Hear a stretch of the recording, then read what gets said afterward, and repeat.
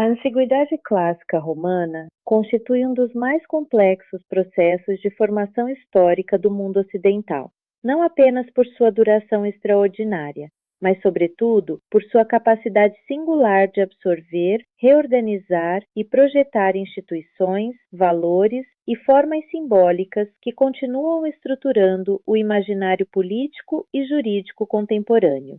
Roma não nasceu como império, nasceu como tensão. Sua origem está menos na monumentalidade que a celebrizou do que na precariedade de uma pequena comunidade latina situada numa região de contato entre povos diversos da Península Itálica, exposta à influência etrusca, sabina e grega. Desde cedo, portanto, Roma foi uma cultura de fronteira. A monarquia romana, período mais obscuro e ao mesmo tempo mais mítico de sua história, construiu narrativas fundacionais que já revelavam uma preocupação com legitimidade política. A figura de Rômulo não é apenas o fundador heróico, mas o símbolo de uma cidade pensada como espaço de refúgio e agregação. Roma nasce acolhendo estrangeiros, derrotados e deslocados, transformando vulnerabilidade em estratégia. Essa característica se tornaria permanente. Roma cresce incorporando. Com a queda da monarquia e a instauração da República, no final do século VI a.C., surge uma das experiências políticas mais influentes da história. A República Romana não era democrática no sentido moderno, mas introduziu mecanismos de equilíbrio institucional que buscavam evitar a concentração absoluta do poder. O Senado representava a continuidade aristocrática, enquanto os magistrados anuais garantiam rotatividade e limitação temporal do comando. O conflito entre patrícios e plebeus foi decisivo para a formação do direito romano e para a ampliação gradual da participação política.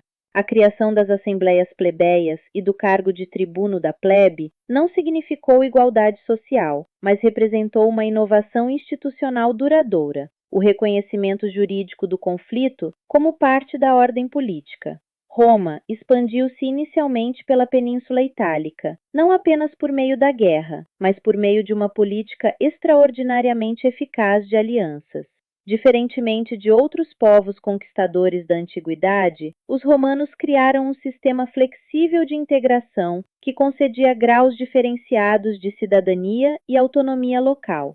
A cidadania romana tornou-se instrumento de coesão imperial antes mesmo da existência formal do império.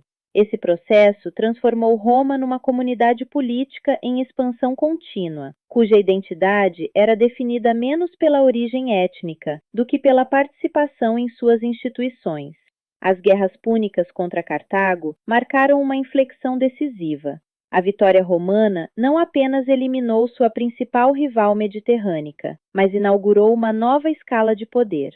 Roma deixou de ser uma potência regional para tornar-se uma potência mediterrânea. Contudo, a expansão trouxe consigo profundas tensões internas. O influxo de riquezas, escravos e territórios provocou transformações econômicas que fragilizaram a pequena propriedade rural, base tradicional da cidadania republicana.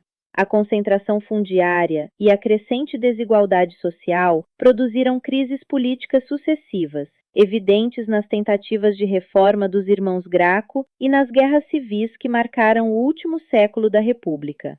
A passagem da República ao Império não foi um evento abrupto, mas um processo gradual de reconfiguração do poder. Júlio César representou o ponto crítico dessa transformação, ao concentrar a autoridade pessoal sob a forma de ditadura vitalícia. Sua morte não restaurou a ordem republicana, mas revelou sua impossibilidade. Com Augusto, inicia-se uma nova forma política, o Principado. O imperador não se apresentava como monarca absoluto, mas como primeiro cidadão.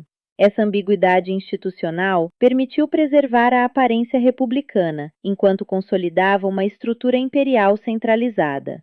Durante o Alto Império, Roma alcançou sua máxima extensão territorial e estabilidade relativa. A chamada Pax Romana não significou ausência de conflitos, mas um período de integração administrativa e cultural sem precedentes. As estradas, o direito, o exército e a língua latina funcionaram como instrumentos de unificação. O império tornou-se um espaço de circulação de mercadorias, ideias e religiões.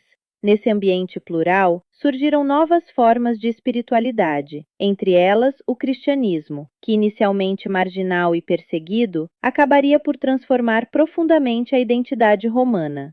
A antiguidade clássica romana não deve ser compreendida apenas como uma sucessão de conquistas militares ou de governantes célebres. Seu legado mais duradouro está na invenção de uma forma específica de pensar o poder como instituição, a lei como estrutura racional e a cidadania como pertencimento político. Roma construiu uma linguagem do Estado. Mesmo após sua fragmentação no Ocidente, suas categorias continuaram organizando o pensamento jurídico, administrativo e simbólico da Europa.